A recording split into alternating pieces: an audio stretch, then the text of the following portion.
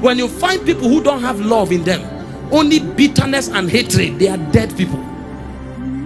When you find people who don't have righteousness in them, living a life of compromise and pleasure, they are dead men. When you find people who don't live for God but live for themselves, they are dead men.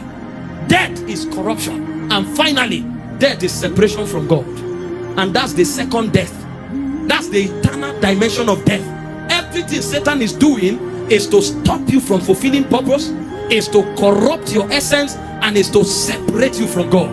If he succeeds in doing this to you, you are a dead man. And this is the fifth operation of the dominion of darkness. Anywhere you find Satan, this is his agenda. And trust me, he has many systems and many agents to route this agenda for him. Number one, to keep men in sin and rebellion.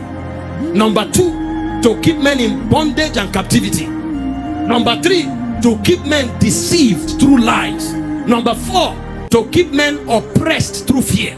And number five, to kill men utterly so that they don't have existence or meaning. When Jesus came, he came to stop this. This is why I told you, when I show you what Satan is doing, I will show you what God has done. Because we are not without a witness.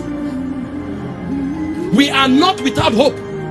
It doesn't matter what Satan is doing. There is something God has already done that is superior to everything Satan is doing. But see, the problem of the believer, he is not aware of it. The Bible said, my people perish for the lack of knowledge. Hosea chapter 6 verse 4. So God didn't deny them. They are his people. He said, but my people perish. I tell you here, anything that oppresses you, the oppression is not the problem. The oppression is an alarm that you don't know something. You know, most times we are crying, we have this problem, we have that problem, and we list a lot of things. All those things, when God looks at them, says, that's not your problem. Your problem is that you don't know what you have. Your problem is that you don't know who you are. Your problem is that you don't know how to use what you have. You know, the Bible said in 2 Peter 1 verse 3, it said, according as his divine power, he has given us all things that pertains to life and godliness. He said, but these all things that he has given us is through something, the knowledge of him that called us to glory and virtue.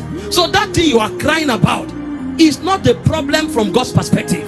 From God's perspective, there is something you have that you are not aware you have, and there's something you have that you don't know how to use.